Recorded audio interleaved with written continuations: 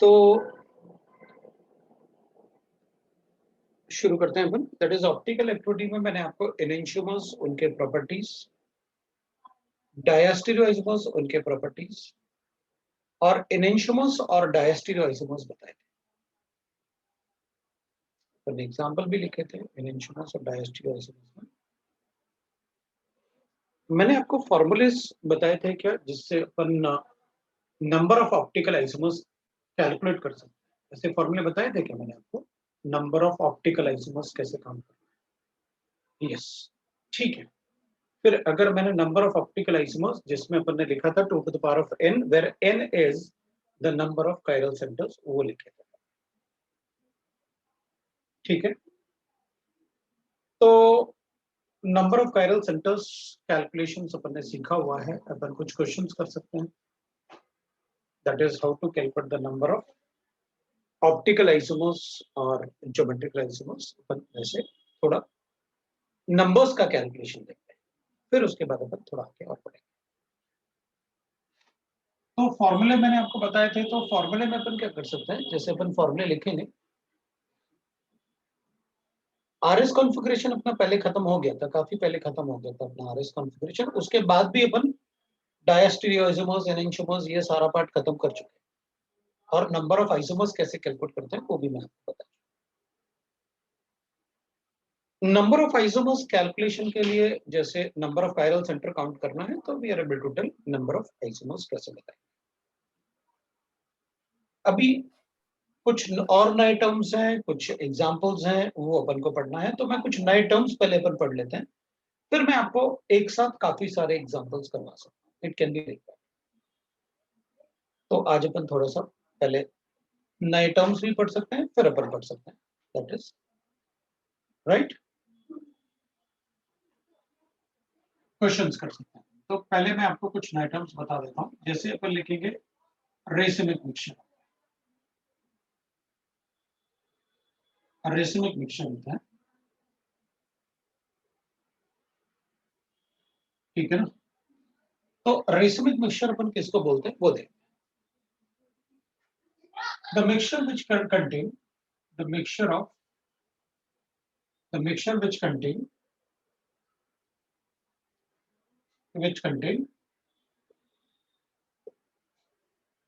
50% D isomer.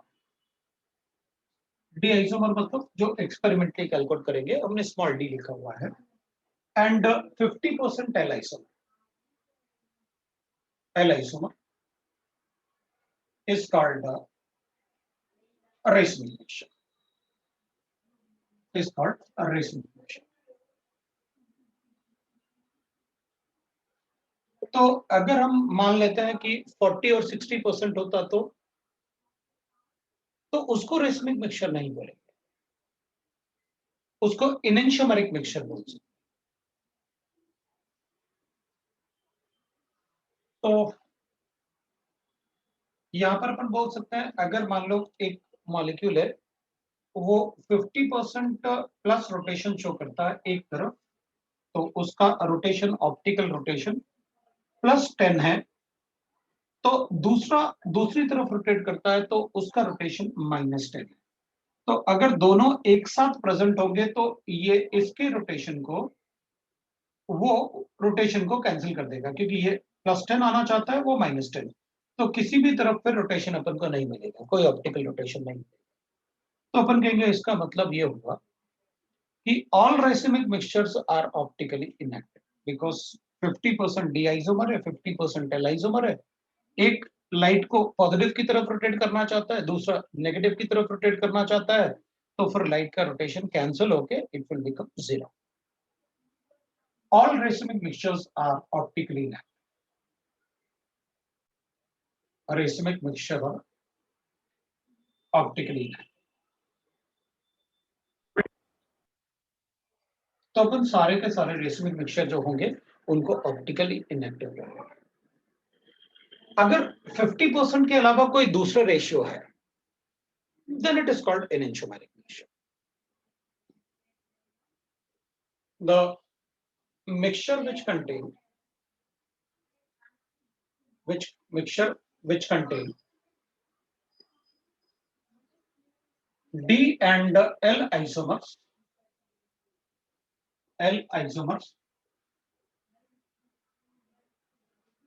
except 50-50 ratio. अब 50-50 होगा तो फिर मैं दोनों बोल दूंगा, उसको रेसमिक भी बोल दूंगा और उसको एनेंटियोमेरिक मिक्सचर भी बोल दूंगा। अगर 50-50 होगा तो मैं उसको दोनों ही बोल दूंगा, that will be racemic as well as enantiomeric mixture, मैं दोनों बोलूंगा। ठीक है ना, अगर 50-50 होगा तो मैं एनेंटियोमेरिक और रेसमिक फिर दोनों बोलना पड़ेगा।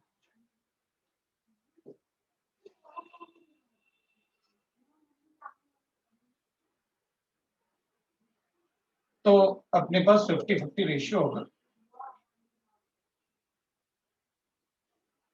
बट 50-50 होगा तो रेसमिक बोलेंगे अपन। The mixture which contain D and L isomer in any proportion, any ratio is called enantiomer.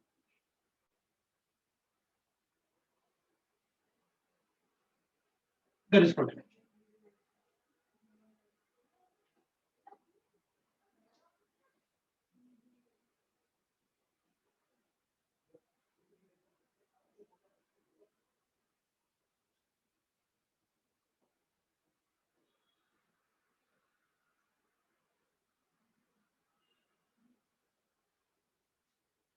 ठीक है, so that is called enantiomeric mixture and the racemic mixture.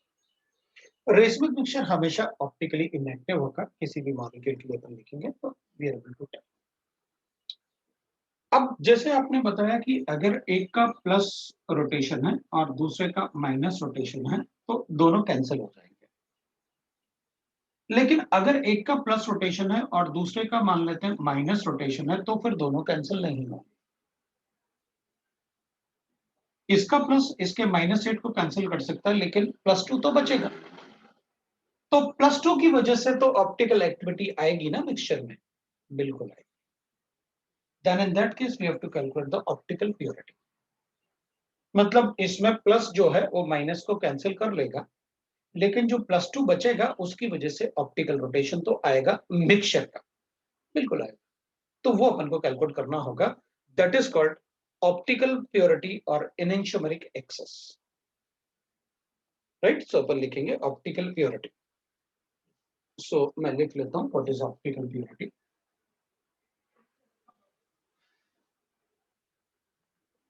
Optical purity होगा दैट विल बी, अब एक होता है जैसे अपन ने लिखा ऑप्टिकल प्योरिटी 50-50% वाले को एनेंटियोमेरिक भी बोल सकते हैं, बिल्कुल बोल सकते हैं, कोई प्रॉब्लम नहीं।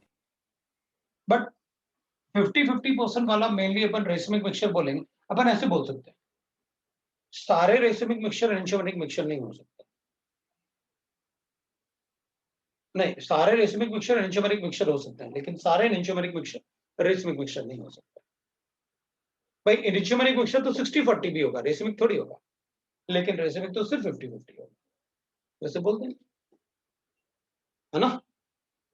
सो ऑप्टिकल प्योरिटी के लिए अपन इसको एक पॉइंट लिख लेते हैं, एक पॉइंट तो ये था, अपने पास दूसरा पॉइंट लिखा जाएगा, तो ऑप्टिकल प्योरिटी लिखो, मैं डिक्टेट कर देता हूं आपको।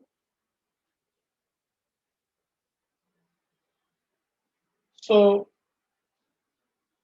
द मिक्सचर अपन लिखेंगे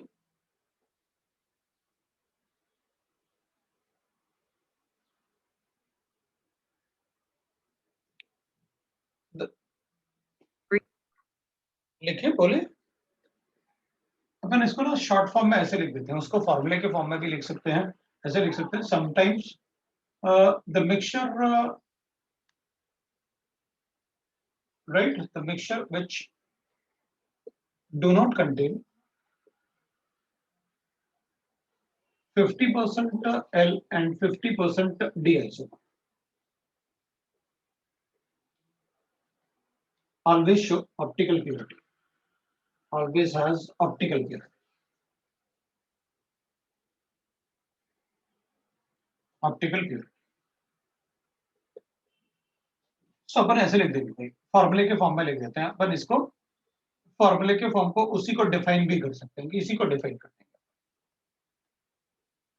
observed optical rotation divided by theoretical optical rotation of pure isomer. Optical rotation of pure isomer. Of pure isomer multiplied by 100. ये बता दें तो परसेंटेज ऑफ ऑप्टिकल रोटेशन. तो उसको अपन ऑप्टिकल प्योरिटी बता देंगे परसेंटेज में. What is optical purity? Example ले लेते हैं. अपन एग्जांपल के फॉर्म में लेते हैं. एक एग्जांपल. ठीक है. Suppose the optical purity, suppose the optical rotation.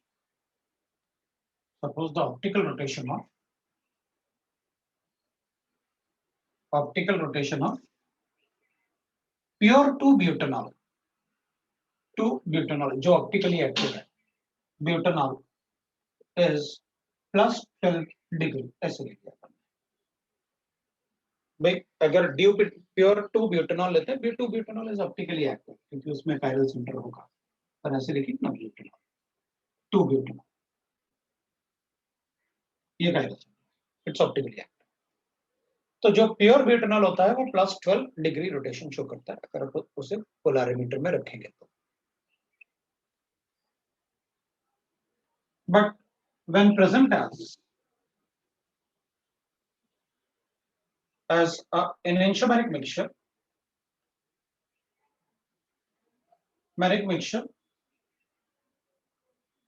its optical rotation is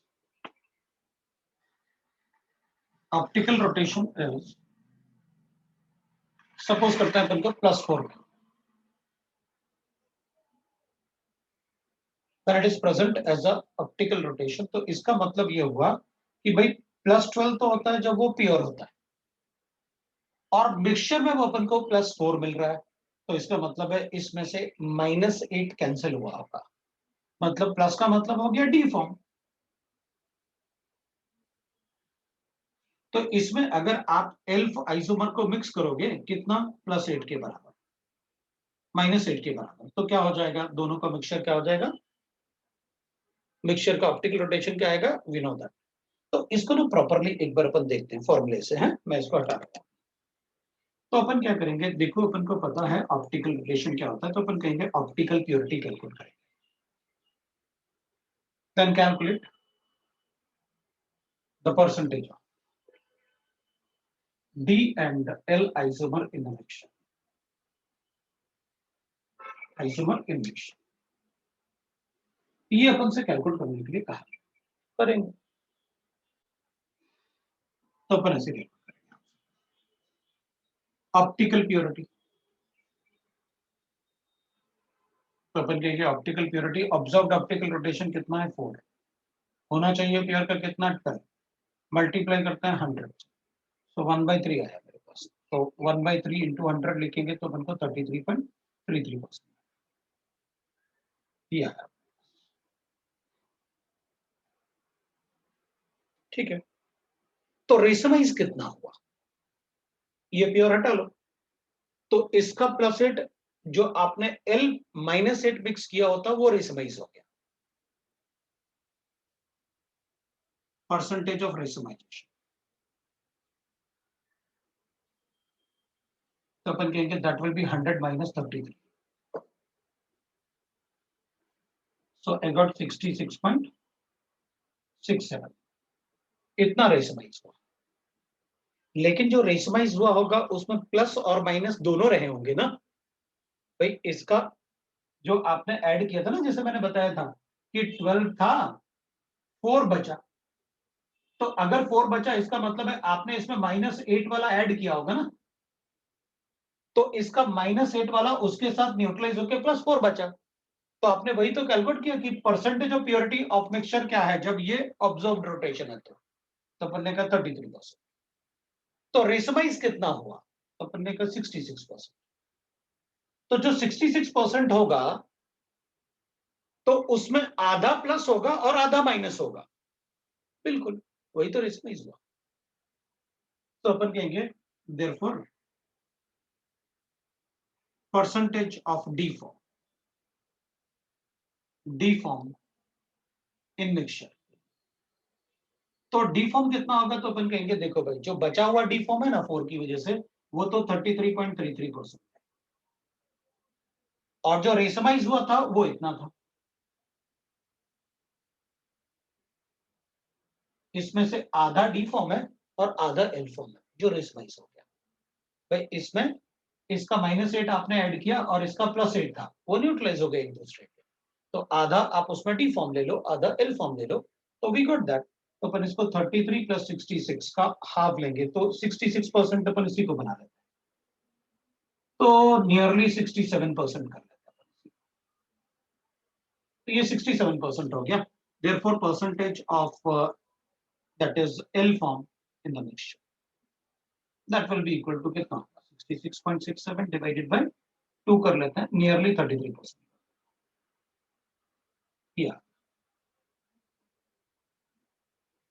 जब आप डी फॉर्म को एल फॉर्म को डी फॉर्म में ऐड करोगे तो इसका 33% उसके 33% को न्यूट्रलाइज कर देगा, बाकी बचा हुआ उसका रोटेशन दिखा देगा। ये तो प्लस माइनस हो गया, हाँ वही तो है, राइट ना भाई, प्लस माइनस हुआ तो वही तो है। तो अपन ने कहा कि भाई अपन ने क्या कैलकुलेट किया, राइट।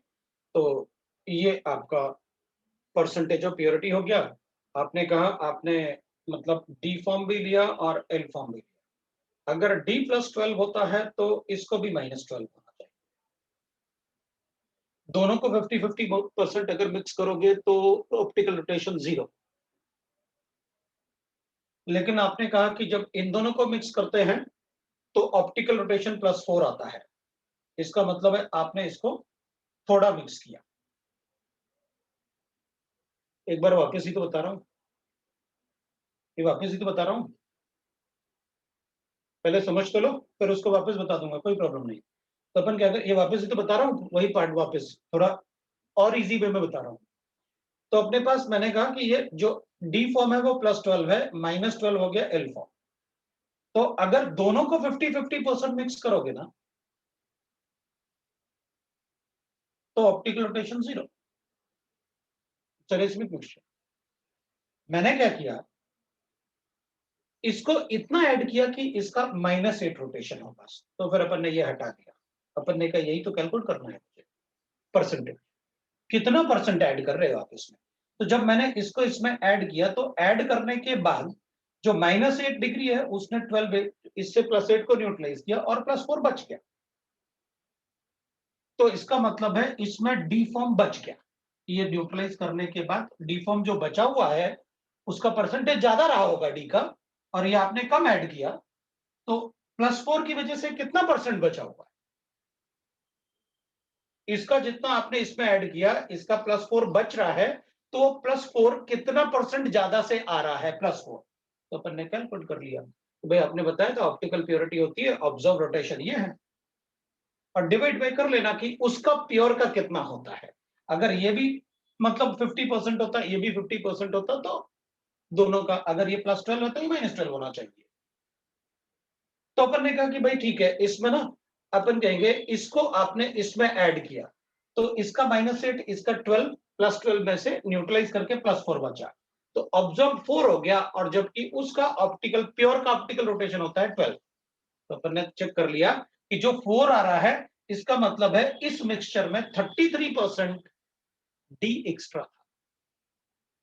तो रेशमाइज क्या हुआ, तो अपन ने कहा जो +12 था ना उसमें से +4 तो एक्स्ट्रा था, और जो +8 है जो इसके साथ न्यूट्रलाइज हो रहा है, तो आप उनको देख लो भाई, ये तो एक्स्ट्रा बचा हुआ है आपका, जो 33% है इसको तो हटा लो आप। रेशमाइजेशन तो इन दोनों का हुआ ना, 50-50% तो ये दोनों हुए ना। तो जो आपने इसमें ऐड किया था +8 न्यूट्रलाइज हो गया था, तो वो कितना था जो न्यूट्रलाइज हुआ, ये जबकि टोटल तो ये था, तो 33% तो एक्स्ट्रा बच गया जो अपन ने निकाल दिया ये वाला। तो ये न्यूट्रलाइज कितना हुआ, तो अपन ने कहा 67%। हाँ, तो 67% जो न्यूट्रलाइज हुआ, तो ये कितना ऐड किया आपने, तो अपन ने कहा दोनों आधे आधे ऐड किए होंगे। तो अपन कहेंगे टोटल में से इसका टोटल परसेंटेज बताओ और इसका टोटल परसेंटेज बताओ। तो अपन ने कहा देखो भाई, डी का टोटल 100% कब होगा, ये 33% है, तो टोटल 100% होता है 12, होता है ना 12 100%। तो रेशमाइजेशन कितना हुआ इसका, तो अपन ने कहा इसमें 67 आपने ऐड किया। पता चल गया कि भाई आपने कितना ऐड किया।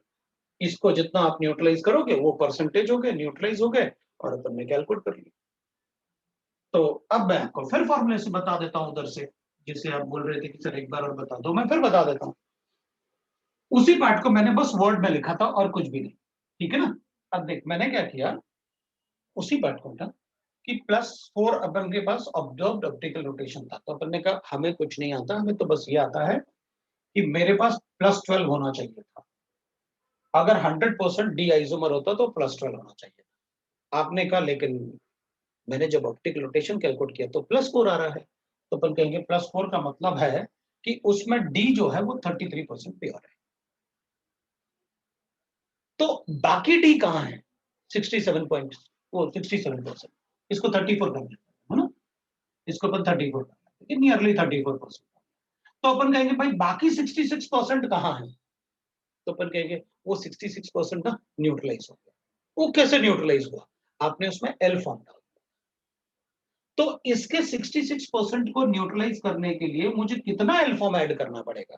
तो अपन कहेंगे जितना ये है उतना ही ऐड कर लो आप। तो रेशमाइजेशन कितना होगा? मतलब इसका 66% +8 शो करता है। तो अपन कहेंगे ठीक है, जो +8 शो कर रहा है उसी +8 को आप और डाल लो। +8 की जगह आपको एल जो ऐड करना पड़ेगा वो -8 ऐड कर लो। तो कितना ऐड करें?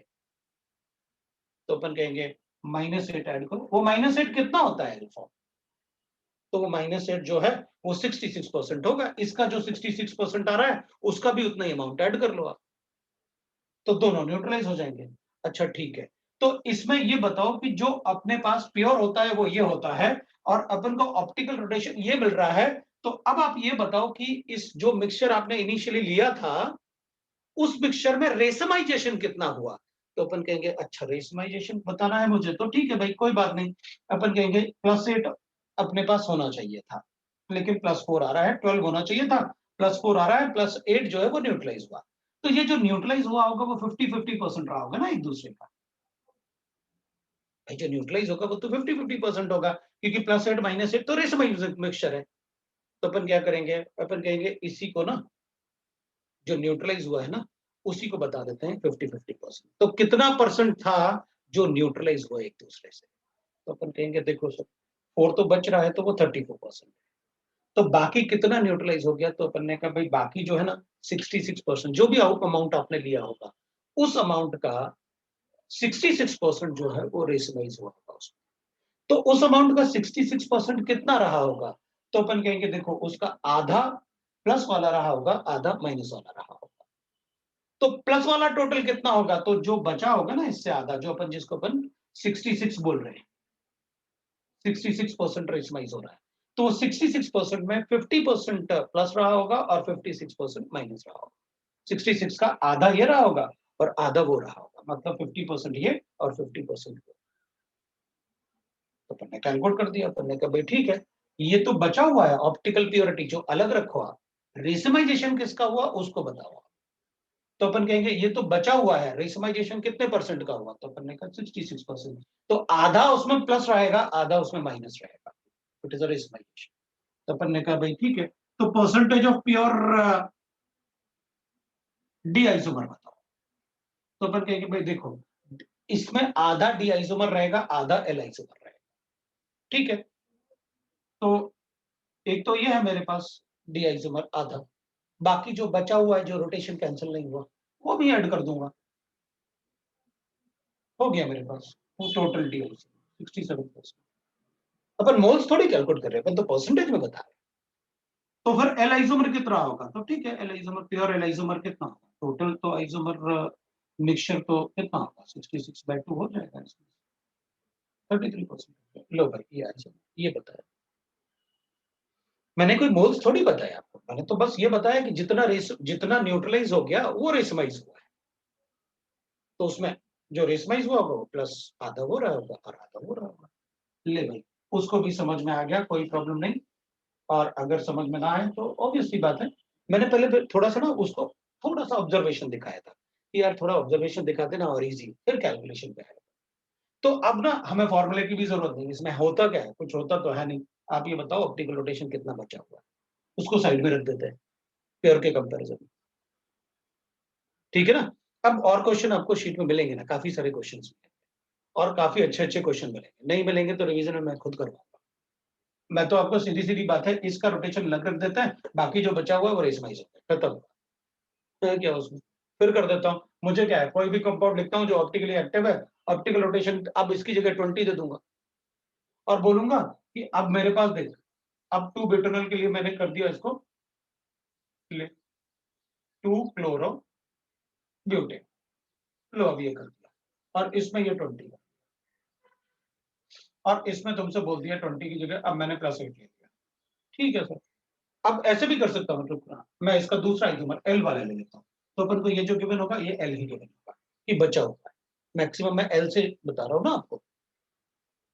तो अब मैं ये थोड़ी कहूंगा कि इसमें मैंने प्लस वाला बहुत सारा डाल दिया, ठीक है, अगर प्योर का ये है तो प्लस का भी प्योर वाले का +20 रहा होगा, क्योंकि ये तो आपने प्योर लिखा हुआ है।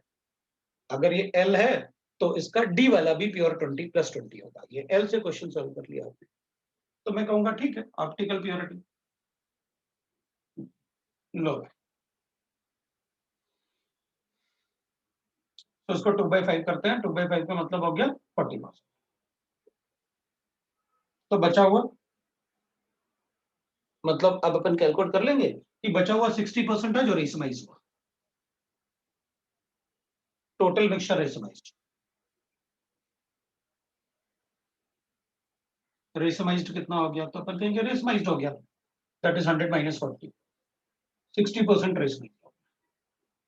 तो फिर percentage of pure D form, तो pure D form will be 60/2, 30%। अभी अपन ने माइनस लिया था है एक्सेस मेथड, तो percentage of pure D form, तो 60/2 ले लेता हूँ, प्लस कितना कर लेते हैं 40% जो बचा हुआ है 70%, लो भाई आंसर। तो अभी अपन इस टाइप के क्वेश्चंस करके बता सकते हैं कि दिस इज दैट राइट ना, कंसेप्ट बिहाइंड दैट। तो और अगर लेंगे और भी अपने पास बहुत सारे हो सकते, राइट ना। तो अब इस टाइप का क्वेश्चन अगर छोटा मोटा मिलता है तो अब सॉल्व कर लो उसे, मेरे ख्याल से अब तुमको थोड़ा सा ओरली भी पता चल गया होगा, यार कुछ होता नहीं है, वो प्लस माइनस होता है, जो एक्सेस में था वो बच गया सर, उसका परसेंटेज बता देते हैं, बाकी बचा हुआ रेसमाइज हुआ, सो आधा उसमें प्लस रहा होगा आधा उसमें माइनस रहा होगा, ये कर सकते हैं, मेरे ख्याल से सब कुछ ठीक है। अब मैंने आपको डायस्टीरियो आइसोमर्स लास्ट टाइम बताए थे, उनके प्रॉपर्टीज भी बताए थे, इसलिए मुझे वो बताने की जरूरत है। अब मैं एक नया वर्ड और इंट्रोड्यूस करूँ, ठीक है, दैट इज कॉल्ड, नया वर्ड अपन एक और इंट्रोड्यूस करते हैं, दैट इज कॉल्ड रेजोल्यूशन, ठीक है, that is called resolution, right.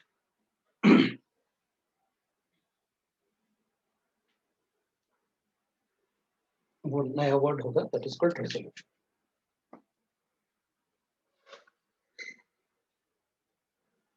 ठीक है। रेजोल्यूशन की बात, the process of separation of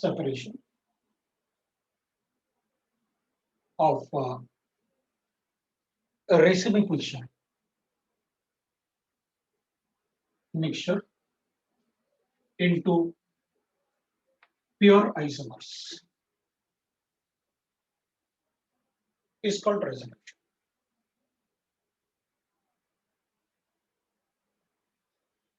ठीक है ना, इज कॉल्ड रेजोल्यूशन। अच्छा, कई बार मैं एक बात और देखता हूँ कि तुम लोग ना, जैसे नंबर ऑफ स्टूडेंट कुछ कुछ एब्सेंट भी होते हैं,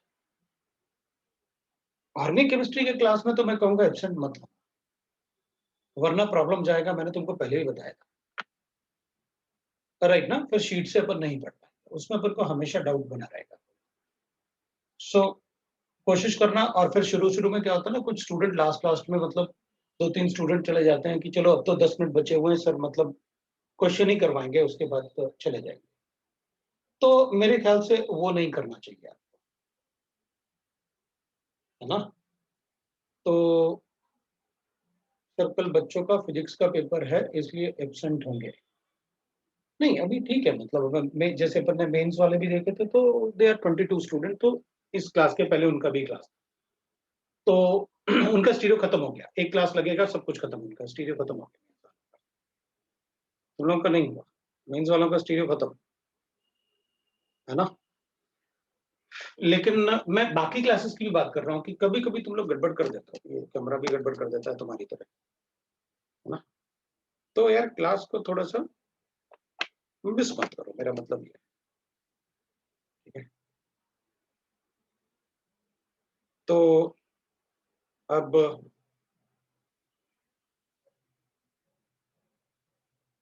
क्लास तो अपनी चलती रही ना, और क्लास और टाइम पे सिलेबस कंप्लीट करने के लिए अब प्रॉब्लम ये है ना, इस वीक में मुझे थोड़ा सा स्पेस मिला, लेकिन तुम लोग बच्चों के स्कूल के एग्जाम है तो गड़बड़ हो जाएगा अगर मैं एक्स्ट्रा क्लास लगाऊंगा। करते हैं अपन कुछ ना कुछ, लेकिन हाँ सिलेबस स्पीड अप करूंगा मैं, चलो चलने देते हैं, बट भागो मत। तो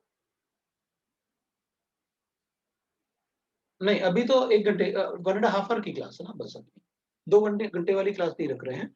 लेकिन अपन कभी कभी क्या करेंगे, अपनी 2 क्लास कंटिन्यूशन में आ जाएगा तो 3 घंटा मिलेगा, उसमें अपना सिलेबस काफी खत्म होगा। अभी तो इस वीक में तो एग्जाम है, कैसे कर सकते हैं, बच्चे भी परेशान हो। चलो अपन थोड़ा सा ये देख, अब देख इसमें क्या होगा, जैसे अपने पास गिवन है, अपन ने कोई एक मतलब एक रिएक्शन लिख लेते हैं, the process of separation of racemic mixture into the, right ना। तो the process of separation of, बच्चे कह रहे हैं कैसे पढ़ेंगे, आपका अभी स्कूल का एग्जाम है कल, 2 घंटे की क्लास नहीं है, कैसे पढ़ेंगे, 3 क्लास है, आज 3 क्लास है तुम्हारे। तो फिर हम लोग मतलब ऐसे कर सकते हैं, क्वेश्चन डिस्कस कर सकते हैं हम लोग।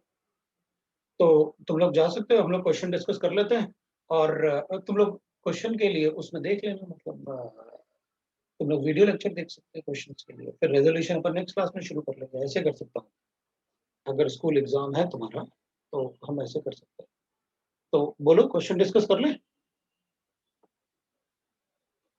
अरे मैंने केमिकल काइनेटिक्स का सोचा था बताने के लिए, लेकिन मतलब वो चैप्टर इतने बड़े बड़े, मैं क्या बताऊं केमिकल काइनेटिक्स में, इंपॉर्टेंट पॉइंट।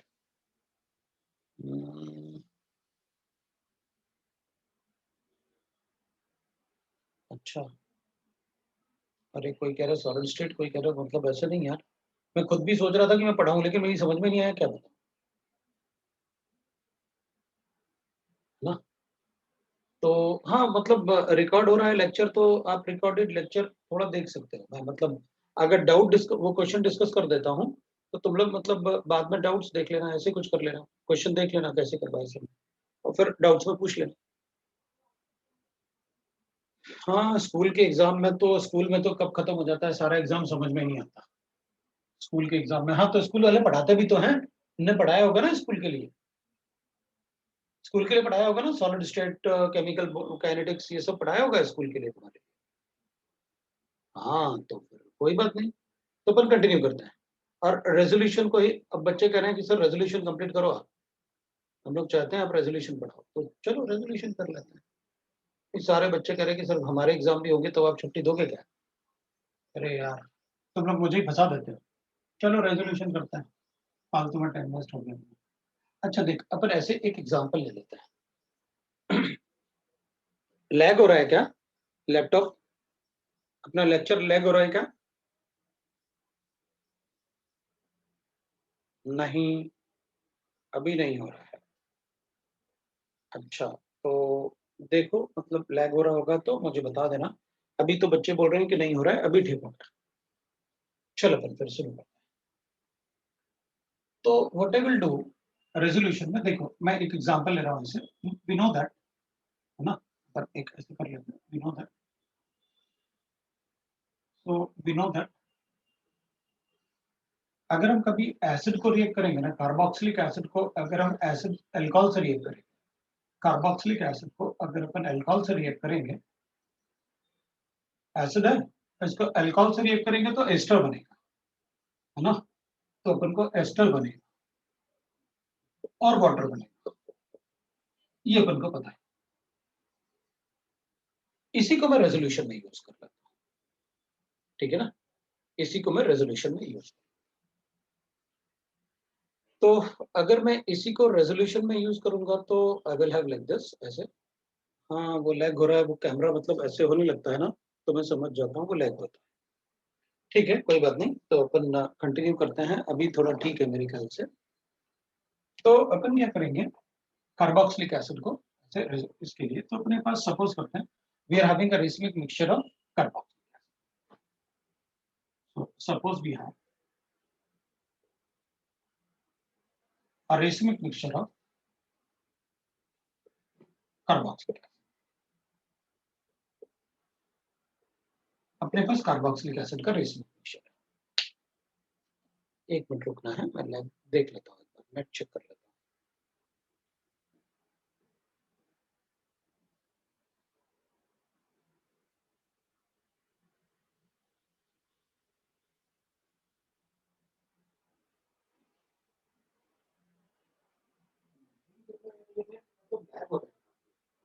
नेट लैग हो रहा है, मैंने कहा मोबाइल कोई और डिवाइस भी नहीं चल रहा।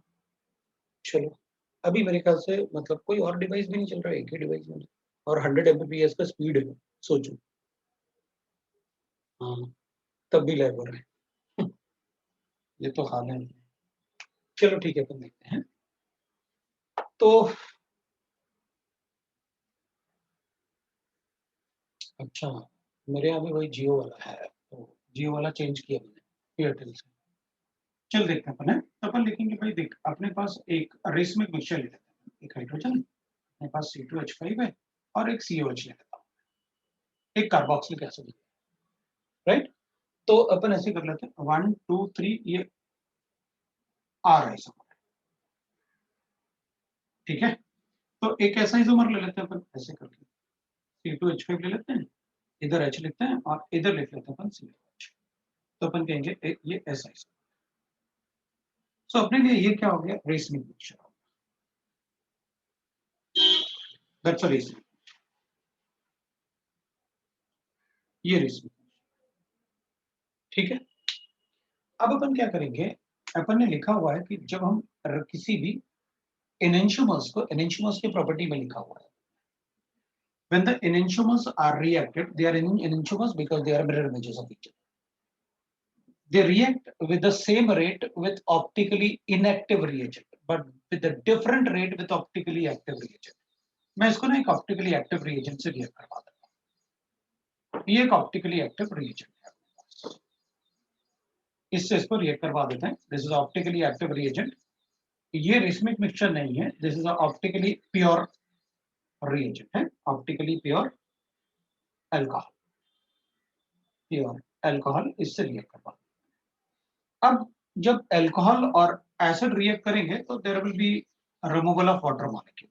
अभी अपन ऐसे ही कर लेते हैं, बॉक्स बनाते हैं कि भाई देखो जब वो रिएक्ट करते हैं तो वाटर ऐसे रिमूव होगा, तो इसमें अपन कहेंगे this is a S isomer, है ना, this is a S isomer, this is also S isomer, and that is pure because दोनों ही एक ही मॉलिक्यूल्स हैं, ये इससे भी रिएक्ट करेगा, इससे भी रिएक्ट करेगा। When it reacts, it will form CH3CH लिखूंगा मैं, C2H5 बनाएगा ये, और C डबल बॉन्ड O, ऐसे ये एस्टर बनाएगा। This is the ester which is be form, ये एस्टर फॉर्म होगा। तो इसका रोटेशन, ऑप्टिकल रोटेशन R होगा, इसका रोटेशन S होगा, और यहाँ पर जो प्रोडक्ट बनेगा इसके रिएक्ट करने से the product will be like this, ये ऐसे प्रोडक्ट बनेगा, ये C2H5 होगा, इधर H होगा, C double bond O, CH होगा, CH3, और ऐसे C2H5 होगा। This will be a S isomer, but this is also a S isomer. जब अपन ये रेसिमिक मिक्सचर को रिएक्ट करेंगे, दैट इज एनेंटियोमेरिक मिक्सचर, और एनेंटियोमेरिक भी बोल सकते हैं अपन, एनेंटियोमेरिक mixture is reacted with a pure optically active isomer we get. तो यहाँ पर ये RS है, यहाँ पर SS है, so this will be the diastereoisomer, ये तो diastereoisomer है ना। अपन ने एक बार R को भी S से रिएक्ट करवाया और S को भी S से रिएक्ट करवाया, और अपन ने जब कैलकुलेट किया ना इनका ऑप्टिकल रोटेशन, तो इनका ऑप्टिकल रोटेशन जो आया दैट विल बी व्हाट, ये R है और वो S है, ये S है और वो भी S है, तो आर एस का मिरर इमेज एस आर होता है, लेकिन यहाँ तो ये आर आर है और ये एस एस है, so they are diastereo isomers. हम सबको पता है कि enantiomers have same physical properties, so they cannot be separated by the fractional distillation or by any physical means. They have same chemical and physical property. अगर ये R अगर alcohol से react करेगा तो S भी अल्कोहल से react करेगा, but optically active reagent के साथ डिफरेंट रेट से रिएक्ट करते हैं, ये अपन ने देखा। Now we get a diastereoisomers. Diastereoisomers हमने तो cis trans isomer को भी diastereoisomer बोला है, और अपन ने बताया है कि diastereoisomers have different physical properties. मतलब इनकी फिजिकल प्रॉपर्टीज डिफरेंट होंगी। अगर वो लिक्विड है तो उनके बॉइलिंग पॉइंट अलग होंगे, अगर वो सॉलिड है तो उनकी सॉलिबिलिटी अलग होगी। तो सपोज करते हैं कि अगर वो लिक्विड है, ये दोनों जो फॉर्म हुए, because that is an ester, ester is a liquid generally, जो स्मॉल एस्टर्स होते हैं, तो अपन कहेंगे if they are esters they will have different boiling points. अगर इनके बॉइलिंग पॉइंट डिफरेंट होंगे तो we can separate them by a fractional distillation, तो सेपरेट कर लेते हैं। सो diastereoisomers have different physical properties, have different physical properties. So physical properties so can be easily separated, so can be easily separated. अपन इनको easily separate कर सकते हैं। अगर liquid है तो बॉइलिंग पॉइंट से सेपरेट कर लेंगे, सॉलिड है तो फ्रैक्शनल क्रिस्टलाइजेशन से सेपरेट कर लेंगे। सो इसको अगर मैं सेपरेट करूंगा तो this and this will be separated in a different vessel. तो इसको ले लेते अपन वेसल 1 में और इसको ले लेते अपन वेसल 2 में। सो मेरे पास वेसल 1 में क्या होगा, that are S will be there, और वेसल 2 में मेरे पास एस एस होगा। अब मुझे सिर्फ क्या करना है, इस R को प्योर फॉर्म में निकालना है और इस S को प्योर फॉर्म में निकालना है, और इसको आइदर मैं प्रेसिपिटेट कर लूं या उसको वेपराइज कर लूं, एक ही बात। तो मैं क्या करूंगा, अब थोड़ा सा लिख लेते हैं इसमें अपन को, मैंने शॉर्ट में इसलिए लिख दिया कि भाई ये RS है, उतना बड़ा फॉर्मूला लिखने की जरूरत नहीं पड़ेगी, अपन इसको लिख लेते हैं वैसे। CH3 C इधर H हो जाएगा, ये C2H5 हो जाएगा, C डबल बॉन्ड हो गया, OCH हो गया, और CH3 और C2H5 हो गया। So this will be RS in a different vessel and this will be SS in a different vessel. ये different vessel। तो दोनों अगर अलग अलग वेसल में हैं तो ऑब्वियस सी बात है, अब मुझे सिर्फ उन अलग अलग वेसल्स में उनको सेपरेट करना है, अल्कोहल को सेपरेट करना है इससे। सो अगर हम अल्कोहल को एसिड से सेपरेट करना है तो अल्कोहल को हटाने के लिए पहले हमें इसको हाइड्रोलाइज करना होगा। So we can write this. मैं क्या करूंगा, now this is SS isomer, मैं इसको स्ट्रॉन्ग एसिड से रिएक्ट कर देता हूं। स्ट्रॉन्ग एसिड से रिएक्ट करते हैं। अगर आप इसको स्ट्रॉन्ग एसिड से रिएक्ट करोगे, इसको या इसको, अगर आप इसको स्ट्रॉन्ग एसिड से रिएक्ट करोगे तो ये हाइड्रोलाइज होके ये बाहर निकल जाएगा और ये अल्कोहल बन जाएगा। आपने वापस हाइड्रोलाइज कर लिया। अभी अल्कोहल क्या होगा, that can be easily evaporate. Alcohol को अपन इजीली इवेपोरेट कर सकते हैं, तो मुझे प्योर के मिल जाएगा। हाँ, सो मुझे मिलेगा यहाँ पर pure R plus S alcohol. So pure R and S alcohol. This alcohol can be easily vaporized. Easily vaporized. तो मैं उसे वेपराइज कर लूंगा तो मेरे पास प्योर R मिल गया, और यहां पर मुझे क्या मिलेगा, pure S plus alcohol. S alcohol which can be easily vaporized. तो इसको वेपराइज करके और बाहर निकाल। तो इसका मतलब है जब भी मेरे पास कोई रेसमिक मिक्सचर होगा, मैं उसे किसी प्योर आइसोमर के साथ रिएक्ट करूंगा, और वो प्योर आइसोमर क्या बनाएगा, diastereo isomers will get the diastereo isomer in a separate vessel, और वहां पर फिर हम उन्हें प्रेसिपिटेट कर लेंगे या वेपराइज फ्रैक्शनल डिस्टिलेट कर लेंगे depending on the physical state. तो इन शॉर्ट अपन ने मतलब एक तरीके से ये लिखा है कि अगर अपन इन शॉर्ट की बात करें तो मेरे पास एक R था, एक S था, मैंने इसको प्योर आइसोमर के साथ रिएक्ट करवाया।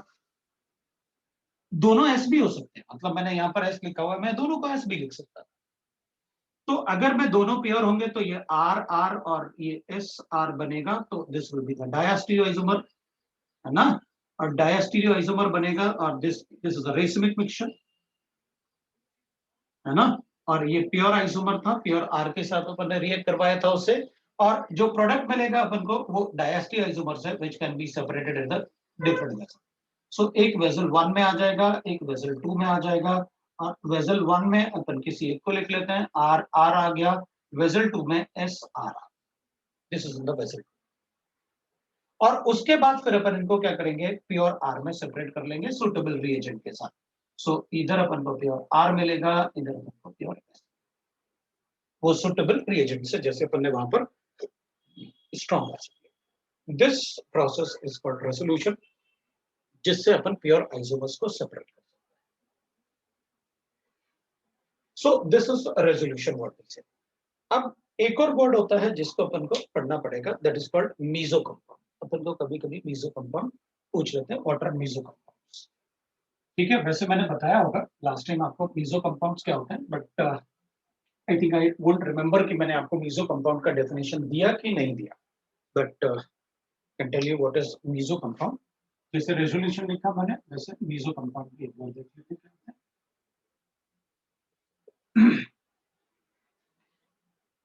नहीं बताया तो कोई बात नहीं, अपन मीजो कंपाउंड पढ़ लेंगे, कोई दिक्कत नहीं है। अपन को मीजो कंपाउंड का डेफिनेशन मैं बता देता हूँ, इसलिए तो है ना, तो अपन एक बार देख लेते हैं।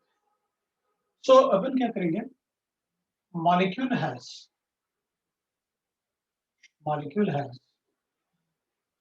कायरल सेंटर, मतलब एक ऐसा एटम जिससे 4 different group attach, atom with 4 different group attach, उसी को कहते हैं chiral centre, with 4 different group attach, different group attach on it, उसको कहते हैं अपन chiral centre. But it is optically inactive, मतलब 4 डिफरेंट ग्रुप होने के बाद भी वो ऑप्टिकली इनएक्टिव है, but it is optically inactive due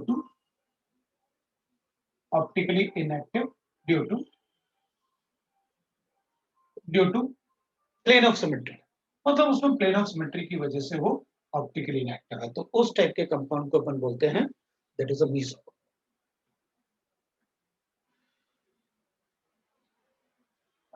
हाँ सर, हेलो हेलो हेलो,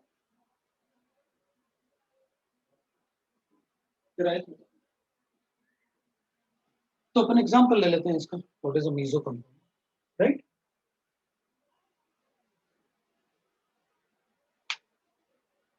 तो इसका जो एग्जांपल होगा अपन ऐसे लिखो, अपने पास ऐसे एक कंपाउंड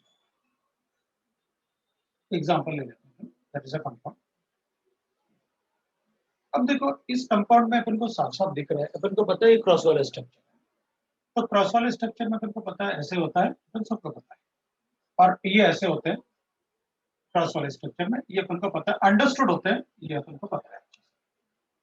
अब इस मॉलिक्यूल में अगर अपन चेक करेंगे तो इसमें एक कायरल सेंटर है, भाई इसको लिख लो, इससे एक ग्रुप, 2 ग्रुप, 3 ग्रुप, और ये 4 ग्रुप, इसमें 4 डिफरेंट ग्रुप हैं। एक ऐसा एटम प्रेजेंट है जिससे 4 डिफरेंट ग्रुप प्रेजेंट है, लेकिन मॉलिक्यूल में प्लेन ऑफ सिमेट्री है। So if it is a plane of symmetry, क्योंकि प्लेन ऑफ सिमेट्री तो ओवरऑल प्रॉपर्टी होती है मॉलिक्यूल की, है ना, प्लेन ऑफ सिमेट्री तो मॉलिक्यूल का ओवरऑल प्रॉपर्टी होता है। तो ये कायरल सेंटर तो है, लेकिन इसमें प्लेन ऑफ सिमेट्री है, then this molecule is called meso. तब अपन इस मॉलिक्यूल को मीजो कंपाउंड बोलते हैं, right, then that molecule is called meso compound. दूसरा मॉलिक्यूल को स्ट्रक्चर ले लेते हैं, स्ट्रक्चर अपन, तो अपन कहेंगे देखो भाई ये स्ट्रक्चर है ना, एक अपन ऐसे CH3 है मेरे पास, CH3 है, अब अपन कहेंगे देखो सर इधर ना मुझे 4 डिफरेंट ग्रुप दिख रहे हैं, एक दो, इधर CH2, इधर CH2, इधर CH2, लेकिन इधर CH, तो मैं इसको बोल सकता हूँ ये CH है, ये CH, तो ये और ये डिफरेंट हो गया, तो ये कायरल सेंटर है, molecule as a chiral centre, but molecule as a plane of symmetry. Plane of symmetry कैसे, मैं उसको ऐसे बनाऊँ, ये ऐसे है और ये भी ऐसे, तो अपन कहेंगे इसमें plane of symmetry, it is plane. अब मैंने उसको वेज फॉर्म में इसलिए बनाया कि अगर मैं कहूंगा कि एक वेज है और एक डैश है, तो फिर प्लेन ऑफ सिमेट्री नहीं होगी उसमें, इसलिए मुझे बताना पड़ा कि उसमें वेज और डैश दोनों बनाओ सर। अगर आप इसको एक को ऐसे लिख लो तो आपका हाइड्रोजन ऐसे हो जाएगा, और दूसरे को आप ऐसे कर लो कि भाई मेरे पास इधर हाइड्रोजन हो गया और ये मेरे पास CH, तो इसमें प्लेनो सिमेट्री नहीं, इधर से आप प्लेनो सिमेट्री नहीं बोल, क्योंकि प्लेनो सिमेट्री के लिए इसमें नीचे CH3 है तो इसका भी CH3 नीचे ही दिखना चाहिए, वो मिरर इमेज जैसे होगा ना, क्योंकि ऐसे थोड़ी होगा, इसका CH3 नीचे और इसका CH3 ऊपर है, how can it be a plane of symmetry, इसका CH3 इधर दिखना चाहिए मिरर इमेज में, ये ऐसे होते तो जैसे इसमें थे, इसमें दोनों ऊपर थे, तो अभी ठीक है प्लेन, क्योंकि दोनों मिरर इमेज जैसे दिखेंगे ना। अभी अगर एक नीचे हो गया एक ऊपर हो गया, how can it be a mirror images, तो मिरर इमेजेस नहीं, तो उसमें प्लेन ऑफ सिमेट्री नहीं, मतलब that is not a meso compound, ये मीसो कंपाउंड है due to plane of symmetry, तो दिस इज अ मीसो, इसमें पास है, it is not meso, it's optically active, optically active, क्योंकि उसमें मीसो कंपाउंड नहीं था वो, it doesn't have a plane of symmetry, no plane of symmetry, इसका POS नहीं है इसमें, बिकॉज उसमें प्लेन ऑफ सिमेट्री नहीं दिख रहा। तो अगर आपको कोई डाउट है तो आप बता सकते हैं। अब इसमें भी अपन कहेंगे इसमें भी मेरे पास कायरल सेंटर है, इसमें भी मेरे पास कायरल सेंटर है, मतलब मॉलिक्यूल में कायरल सेंटर है, लेकिन ओवरऑल मॉलिक्यूल को चेक कर रहा हूं तो उसमें प्लेन ऑफ सिमेट्री है, then that compound is called a meso compound, और वही अपन ने लिखा, molecule has a chiral centre but it is optically inactive due to plane, that it is called a meso. I think everybody got it. What is meso? Nobody will have doubt. What's a meso? ठीक है ना, तो अपन meso compound बता सकते हैं क्या होता है। So ये अपना meso compound, so that is about the right meso. अब we can write that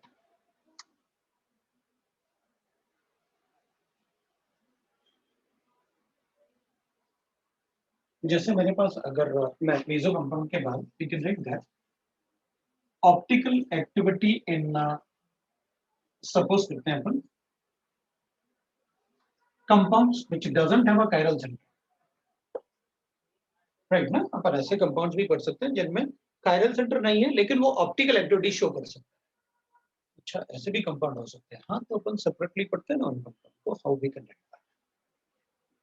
so optical activity in compounds, activity in compounds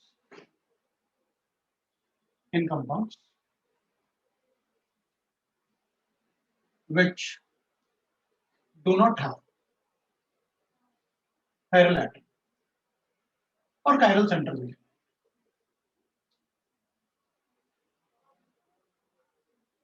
but they are optically active, but they are optically active, they are optically active due to presence of,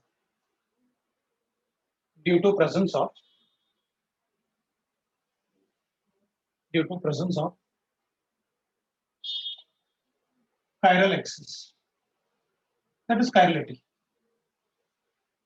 Chirality जो होता है, it is a property of molecule. Chiral center is by which four different groups are attached. Chirality पूरा molecule का property, तो chirality of molecule ना, chirality जो होता है ओवरऑल मॉलिक्यूल का प्रॉपर्टी होता है, chiral center एक ही एटम की बात कर रहे हैं, तो इसमें एग्जांपल्स में लिखूंगा तो I will write that allenes, biphenyls and spirane, spirane and biphenyls, ठीक है, एंड बाइफिनेल्स। तो ये तीन से अपन से मोस्टली एग्जांपल पूछते हैं तो अपन उनको डिस्कस करेंगे। एलिन्स की बात,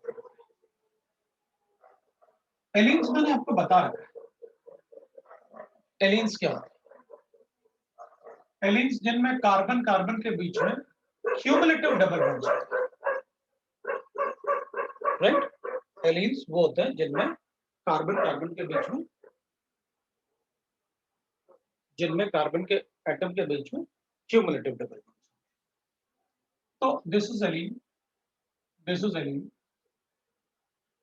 और भी बॉन्ड्स बनाएंगे तो अपन को पता है we have to write that these are एलीन्स।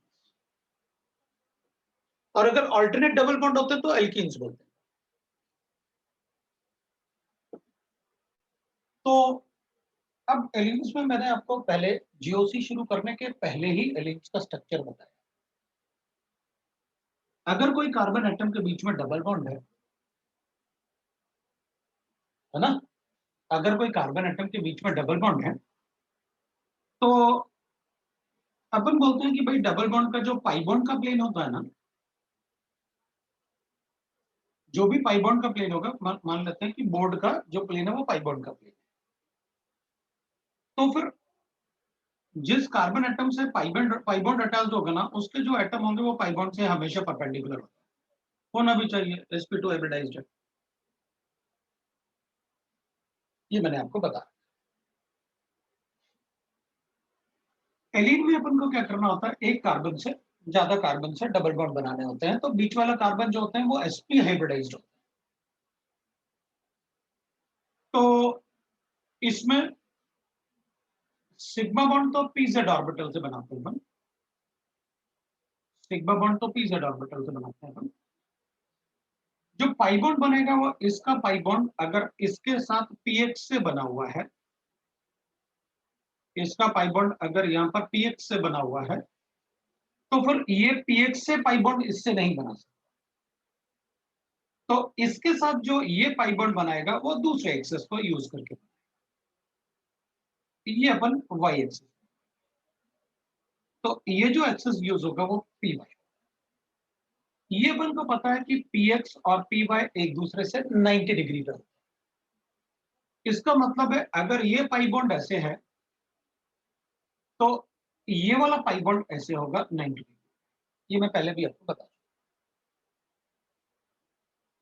तो ठीक है, आपने यहाँ पर बताया कि फिर जिस प्लेन में पाई बॉन्ड होता है उस कार्बन के जो ग्रुप्स होते हैं वो हमेशा उनसे परपेंडिकुलर होते हैं। तो इस कार्बन के ग्रुप मान लेता हूं मैं ऐसे हैं, तो फिर पाई बॉन्ड जो होगा वो बोर्ड के प्लेन में होगा, ये वाला पाई बॉन्ड बोर्ड से परपेंडिकुलर होगा, तो इससे जो ग्रुप अटैच होंगे वो बोर्ड के प्लेन में, क्योंकि इन दोनों ग्रुप को पाई बॉन्ड से परपेंडिकुलर होना चाहिए। जो आप बोलते हो कि जो कार्बन एटम डबल बॉन्ड को होल्ड करेंगे उस कार्बन टर्मिनल कार्बन एटम से जो भी ग्रुप अटैच होंगे वो डिफरेंट प्लेन में, तो बना। अब अपन कहेंगे ठीक है सर, आप एलीन का स्ट्रक्चर, इसका मतलब है आप मुझे ऐसे भी बता सकते थे ये कि अगर मान लो मेरे पास ये ऐसे बॉन्ड है तो मैं एलीन का डबल बॉन्ड ऐसे बना लेता हूं, ये px है, तो इधर वाला जो बॉन्ड होगा वो परपेंडिकुलर होगा, py होगा, क्योंकि इससे परपेंडिकुलर तो py ही हो सकता है। तो यहाँ पर ये सिग्मा बॉन्ड ये py हो जाएगा, और यहाँ पर जो बॉन्ड बनेंगे वो इससे परपेंडिकुलर होंगे तो px में।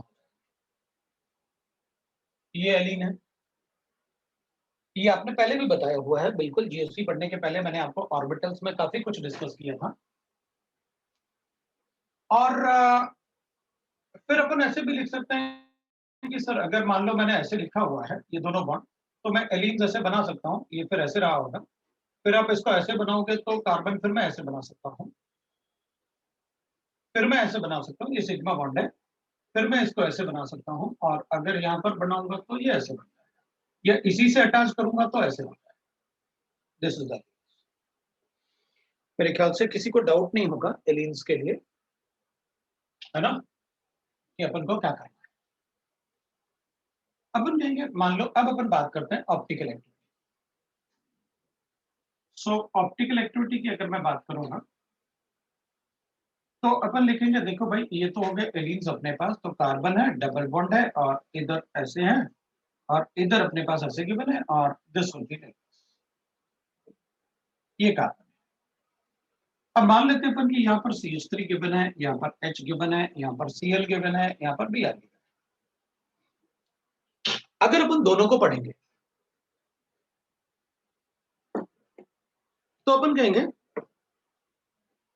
ये दोनों ग्रुप अगर बोर्ड के प्लेन में है तो ये दोनों ग्रुप बोर्ड से perpendicular,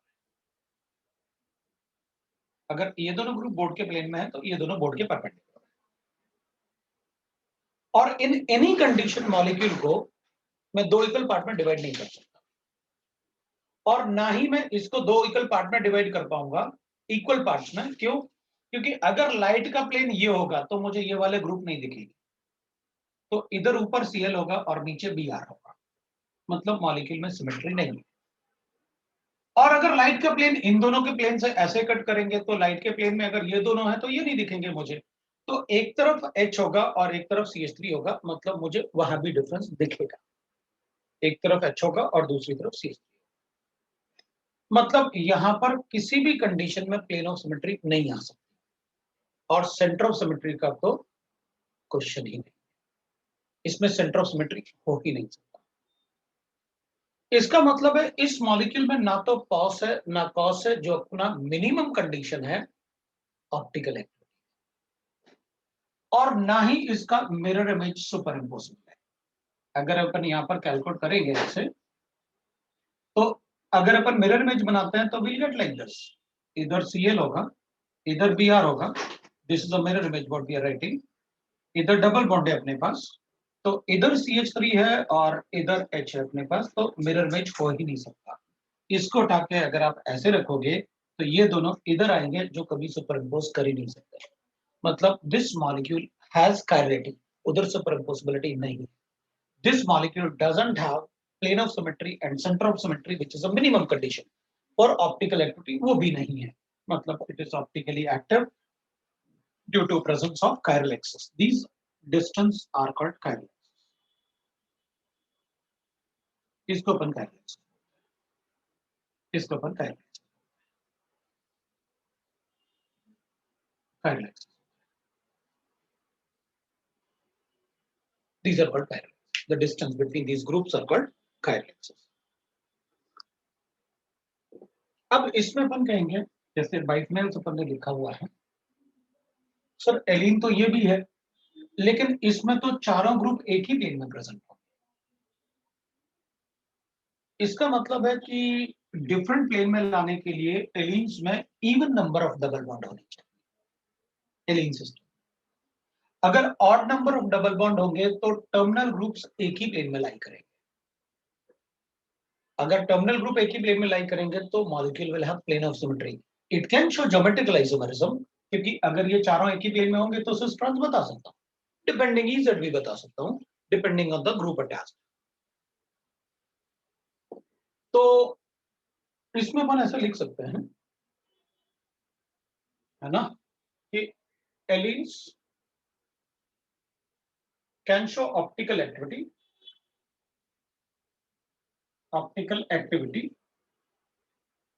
if even number of double bonds of double bond are present in system, alien system, है ना। अगर उसमें गिवन है इवन नंबर तो अपन बता देंगे ऑप्टिकली एक्टिव शो करेगा, but it can show geometrical isomerism with odd number of double bonds, number of double bonds, क्योंकि फिर टर्मिनल ग्रुप एक ही प्लेन में आ जाएंगे ना, तो अपन बता देंगे। The only condition in which it will be optically inactive, the only condition in which it will be optically inactive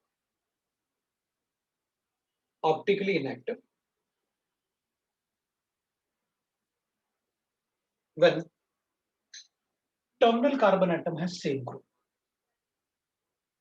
terminal carbon atom has same groups. अगर सेम ग्रुप होगा then it has pos, तब उसमें plane of symmetry आ जाएगा। भाई अगर मेरे पास ऐसे given है, ये Cl है, ये Br है, लेकिन अगर मेरे पास ये ऐसे गिवन है, और इधर अपन ने कहा कि इधर भी मतलब सपोज करते हैं अपन दैट इज CH3 है और इधर भी CH3 है, then it is a plane of symmetry. भाई इन दोनों के प्लेन से पास करोगे ऐसे तो it will have a plane of symmetry. ऐसे परपेंडिकुलर आएगा ना, क्योंकि ये दोनों तो ऐसे है ना, तो ऐसे आएगा तो it will have plane of symmetry. तो इसमें प्लेन ऑफ सिमेट्री होगा, और कॉस अगर होगा तो फिर अपना मिनिमम कंडीशन इसमें एप्लीकेबल नहीं। So that is how we can write that. The only condition in which it will be optically inactive is that. ठीक है। So this is allene system, और एलिन में आप बहुत सारे एग्जांपल लिख सकते हैं, कोई प्रॉब्लम नहीं, आप उनको देख लो, उसके बेसिस पे आप अपने सारे क्वेश्चन सॉल्व करो, हमको किसी क्वेश्चन में कोई प्रॉब्लम नहीं। बी पार्ट की बात करते हैं, तो एलिन में आपको नंबर ऑफ डबल बॉन्ड सबसे पहले चेक करना चाहिए, और वो अपन को याद भी रहेगा, अपन को पता है जब ऑड नंबर होता है तो ज्योमेट्रिक आइसोमर्स बताता है, क्योंकि टर्म ये चारों ग्रुप एक ही प्लेन में, और जब इवन नंबर होगा तो टर्मिनल ग्रुप एक ही प्लेन में नहीं। So that is how we can write the optical activity. अब अपन बता सकते हैं इसमें, दैट इज दूसरा देख लेते हैं, स्पाइरेंस, है ना, स्पाइरिन की बात कर लेते हैं। तो स्पाइरिन में क्या होगा, विल राइट दैट स्पाइरिन के लिए दैट इज इसमें भी अपन ऐसे बना लेते हैं, स्पाइरिन्स मतलब वो होते हैं जिनमें बाईसाइक्लो कंपाउंड होता है और उसमें दोनों रिंग में एक ही कॉमन कार्बन एटम होता है, तो उनको अपन स्पाइरिन बोलते हैं। एलिन्स और स्पाइरिन के कंसेप्ट में ज्यादा डिफरेंस नहीं है, दे आर सेम। तो स्पाइरिन वो मॉलिक्यूल्स होते हैं जिनमें एक bicyclo compounds with one common carbon atom, they are called bispirane. So bicyclo compound with one common carbon atom. I think we have done that IUPAC naming of these compound also with one common carbon.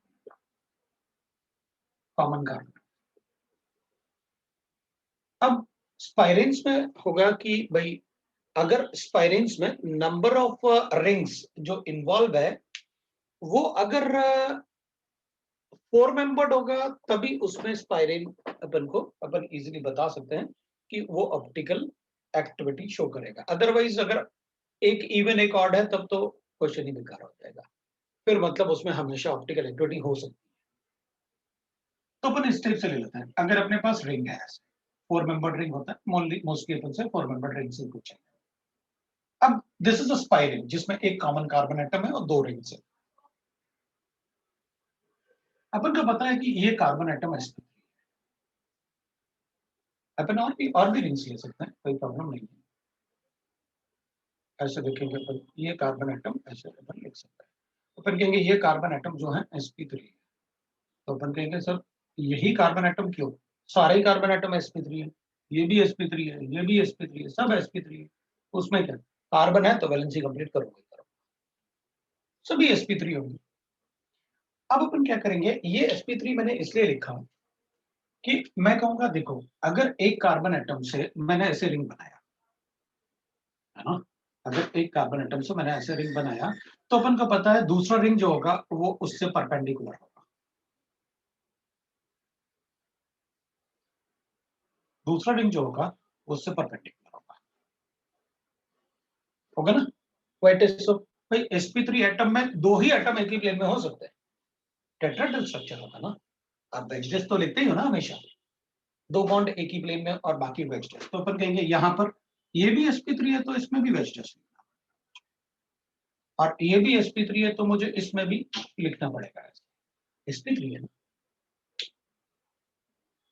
अगर even number of rings है ना तो terminal group जो होंगे ना they will be in the different planes. अगर even number of ring है तो terminal groups will be in the different planes. अगर ऑड नंबर ऑफ रिंग होगा तो terminal group will not be in the different, अगर odd number of ring है तो terminal group will not be in the different.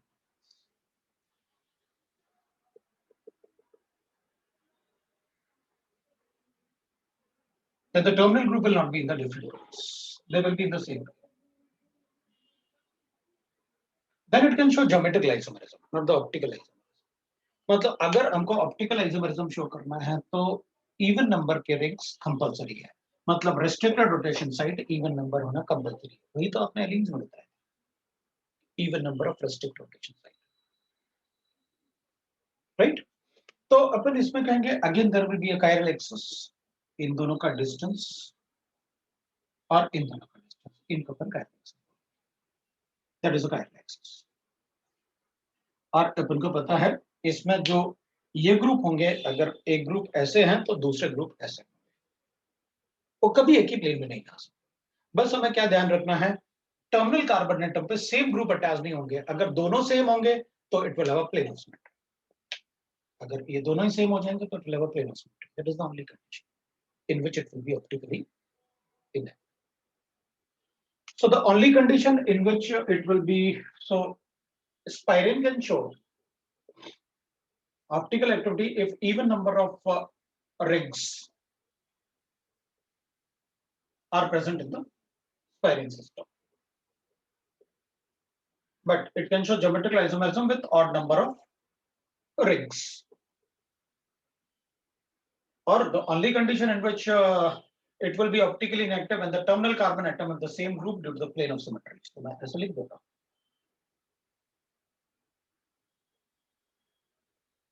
restricted rotation site में मैं double bond को ring नहीं बना सकता।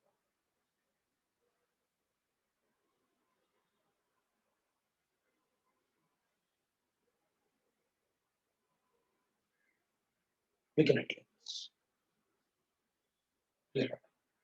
मतलब एलिन्स और स्पाइरेन तो बिल्कुल एक जैसे हैं, दोनों में कंडीशन की डिफरेंस, मतलब कोई चेंजेस नहीं है कंडीशन, बिल्कुल दे आर एग्जैक्टली सेम, तो बिल्कुल एग्जैक्टली सेम।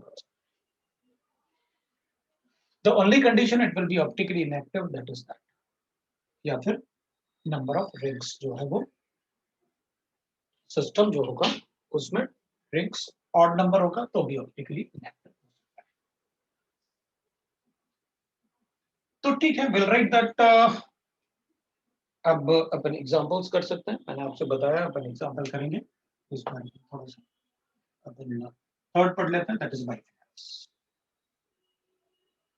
बाइफिनाइल का मतलब है दो फिनाइल। बाइफिनाइल का मतलब होगा दो फिनाइल, और दो फिनाइल रिंग अगर अपन बनाएंगे तो it will be like this is called biphenyl, this is called biphenyl. both the rings are nearly planar, exactly same plane में तो नहीं होते, but they are nearly planar. Both rings are nearly in same.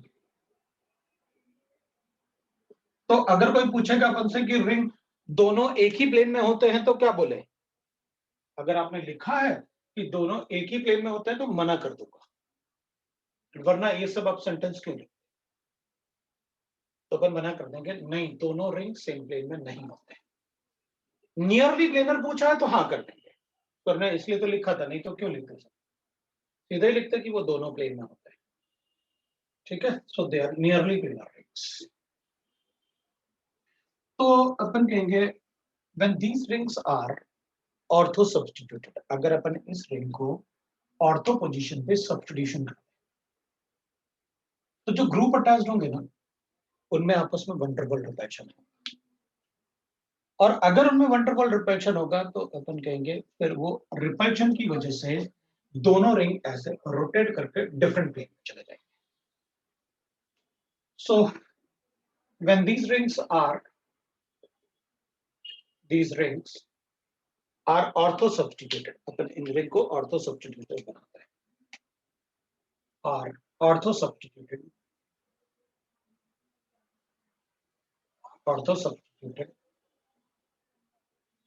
then due to van der Waals repulsion, then due to van der Waals repulsion,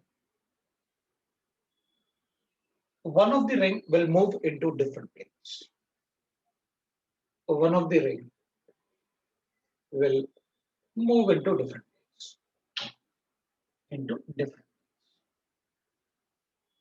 plane. So the two rings becomes perpendicular to each other. and two rings are become perpendicular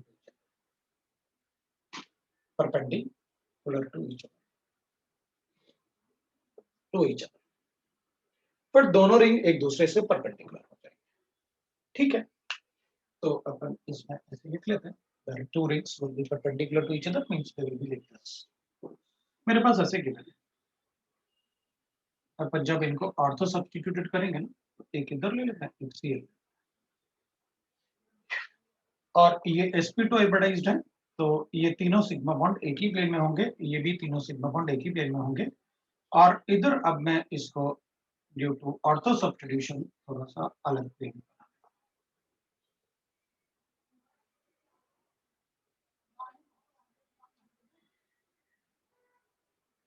that will become perpendicular, it will become like this। तो इससे भी group attach कर लेते हैं, like that the group. तो अपन कहेंगे sir फिर आप उसी कंसेप्ट पे आ गए कि ये दोनों ग्रुप और ये दोनों ग्रुप डिफरेंट प्लेन में, they are perpendicular to each other. आप इन दोनों ग्रुप को ऐसे बताओगे और इन दोनों ग्रुप को ऐसे बताओगे, तो they are perpendicular to each other. अब फिर उसी कंसेप्ट पे आ गए जो कंसेप्ट आप दोनों में बता रहे थे, it will have chiral axis. यहां से जो यहां तक का डिस्टेंस है, you are calling them as chiral axis, और इन दोनों के बीच में जो डिस्टेंस है उसको आप कायरल एक्सिस, क्योंकि इसका इससे डिस्टेंस या इसका इससे डिस्टेंस वो तो सेम ही रहेगा। और अगर अपन चेक करेंगे तो एक टेट्राहेड्रॉन भी बनेगा, अगर सभी पॉइंट को आपस में ज्वाइन कर दो ना, it will be a tetrahedral shape. Join करो सभी को, it will form one triangle with this, और सब इससे ज्वाइन। तो वी कैन राइट दैट इसमें ना तो प्लेन ऑफ सिमेट्री है, इसका नॉन सुपरइम्पोजेबल मिरर इमेज भी होगा, जैसे अपन ने पहले भी पढ़ा, it has non superimposable mirror image. इतना बड़ा स्ट्रक्चर बनाएंगे, कोई बात नहीं, बना ही लेता हूँ। That will have non-superimposable mirror image। इसका मिरर इमेज नॉन सुपरइम्पोजेबल होगा, ये CH3 है, इधर Cl है, इधर अपने पास Br है, और इधर अपने पास that is non superimposable. So that will have chirality, इसका मतलब है that is having a chirality, so non superimposable mirror image।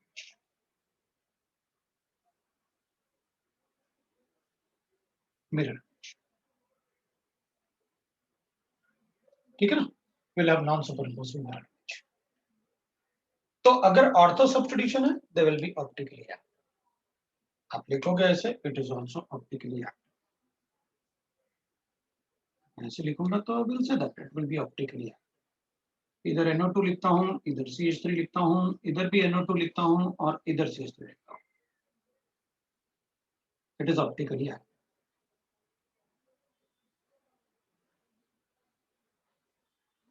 It is optically active।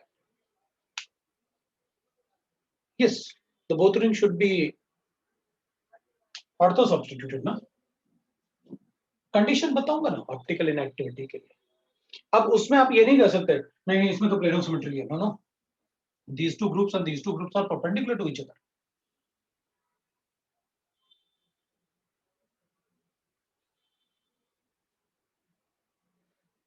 If you write like this,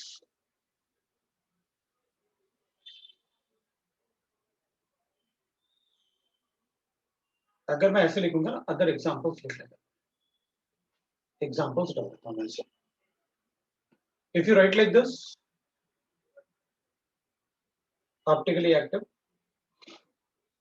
If you write like this,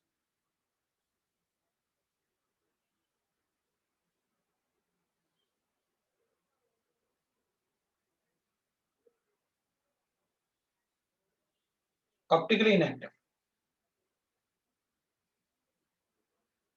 If you write like this,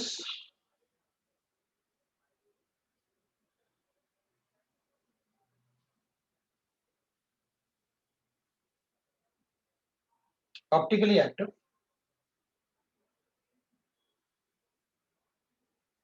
क्योंकि इनके repulsion से पहले ही वो planar नहीं थे, थोड़ा सा और टिल्ट हो जाएंगे उनके रिपल्शन से, एग्जैक्टली सेम प्लेन में नहीं होगा।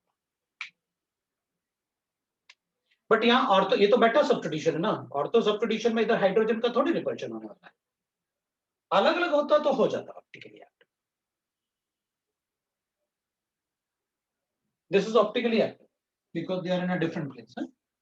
दोनों पे, इस पे अलग अलग होना कंपलसरी है, अगर ऐसे होगा तो ऑप्टिकली इनएक्टिव होगा।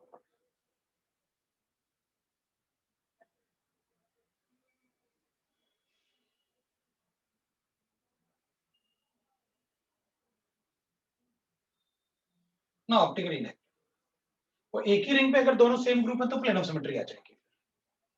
अगर दोनों पे ही बी आर होता ना, इधर भी बी आर उधर भी बी आर, तो बोर्ड के प्लेन से प्लेन ऑफ सिमेट्री आती है। ड्यू टू कॉस, इसमें वो नॉन प्लेनर है, सो प्लेन ऑफ सिमेट्री आ जाएगी, पूरा मॉलिक्यूल एक ही प्लेन में है। But it can show the geometrical isomerism है, ये ज्योमेट्रिकल शो करूंगा मैं, क्योंकि दोनों रिंग नियरली प्लेनर है और ये चार ग्रुप एक ही प्लेन में होंगे। So this is optically active ऊपर वाला, but optically inactive due to COS, ये ज्योमेट्रिकल आइसोमरिज्म शो करेगा।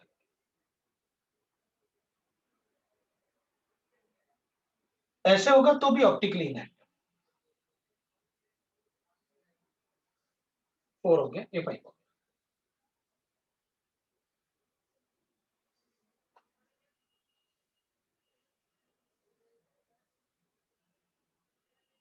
ऐसे होगा तो भी ऑप्टिकली इनएक्टिव। 5 वाला optically inactive due to COS. ये प्लेन ऑफ सिमेट्री 5 वाले में तो मुझे नहीं दिख रहा, तो अपन कहेंगे पता क्या है, इसमें हाइड्रोजन बॉन्डिंग और वंडरवॉल रिपल्शन से हाइड्रोजन बॉन्डिंग ज्यादा डोमिनेटिंग फैक्टर होता है। मतलब वंडरवॉल रिपल्शन से उतना एनर्जी इंक्रीज नहीं होता है जितना हाइड्रोजन बॉन्डिंग से एनर्जी रिलीज होता है। तो hydrogen bonding will always have a more dominating factor than dominant effect than van der Waals repulsion। 4 पे पास कैसे है, तो optically inactive due to plane of symmetry. हाँ ठीक है, ये देखिए, अगर अपन इसको देख लें तो इसको ऐसे कट करो ना तो ये लाइट के प्लेन में चला जाएगा ना, तो ऐसे कट करो ना, ऊपर बी आर और नीचे भी बी आर देखेगा, इसको ऐसे कर लो आप, इसको ऐसे कर लो, rings are in different plane में, इस पे दोनों पे अगर सेम ग्रुप अटैच्ड होगा तो प्लेन ऑफ सिमेट्री 100% होगा। उधर की जगह आप इधर देख लो, मैं ऐसे बता देता हूँ, इधर ऐसे, मतलब इसमें चेंज नहीं कर देना, नहीं तो सोचो सबने इसमें चेंज कर दिया तो मैं भी करता हूँ इधर से। तो इस प्लेन से ना, बोर्ड के प्लेन से ऐसे देखो ना, ये तो बोर्ड के प्लेन में ऐसे होगा, ऐसे देखो प्लेन ऑफ सिमेट्री है ना, ऊपर वाला पार्ट और नीचे वाला पार्ट, तो प्लेन ऑफ सिमेट्री आएगा उसमें, राइट ना। सो उसमें प्लेन ऑफ सिमेट्री था ड्यू टू पास। 2 में प्लेन ऑफ सिमेट्री, हाँ पूरा मॉलिक्यूल प्लेन ऑफ सिमेट्री ना, both the rings are in the same plane, all the atoms are in the same plane ना ring के, तो इससे कुछ भी अटैच करो पूरा मॉलिक्यूल को अपन प्लेन ऑफ सिमेट्री बताएंगे ना, जैसे अपन बोलते हैं ना ट्रांस आइसोमर में, it has plane of symmetry, दिखाओ तो पूरा मॉलिक्यूल ही प्लेन है, एक ही प्लेन में है बोर्ड के, लाइक दैट।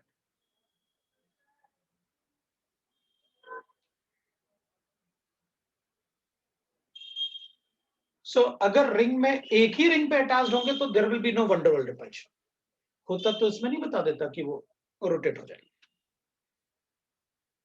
राइट ना। सो मेरे ख्याल से इम्पोर्टेंट, हाँ अलग अलग रिंग में होता तो अपन बताया, मेरे ख्याल से मैंने एक एग्जांपल दिया ना थर्ड वाला। अब किसी को डाउट है तो बोल सकता है। दैट इज अबाउट एलिमेंट्स, हमारा ऑप्टिकल एक्टिविटी वाला पार्ट खत्म हो गया, and optical activity part is important for us. इसके बाद हमारा मतलब इट विल बी मतलब कंफर्मेशनल आइसोमरिज्म, और इसमें एक छोटा सा पार्ट मतलब होता है that is optical activity in amines, it is hardly 5 to 10 minutes होगा, वो मतलब अगर नेक्स्ट क्लास में डिस्कस कर लेंगे ऑप्टिकल एक्टिविटी इन अमाइंस। नेक्स्ट क्लास में मैं सिर्फ क्वेश्चन करवाऊंगा क्योंकि इसके क्वेश्चंस करना बहुत जरूरी ऑप्टिकल एक्टिविटी, क्योंकि मैं ऑप्टिकल एक्टिविटी स्टीरियो केमिस्ट्री पूरा केमिस्ट्री में यूज करूंगा। तो मुझे हर बार अलग-अलग क्वेश्चन से डील करना होगा। इसलिए नेक्स्ट क्लास में अपन ऑप्टिकल एक्टिविटी इन अमाइंस के अलावा कंफर्मेशन शुरू नहीं करेंगे, अपन सिर्फ इसके क्वेश्चंस करेंगे।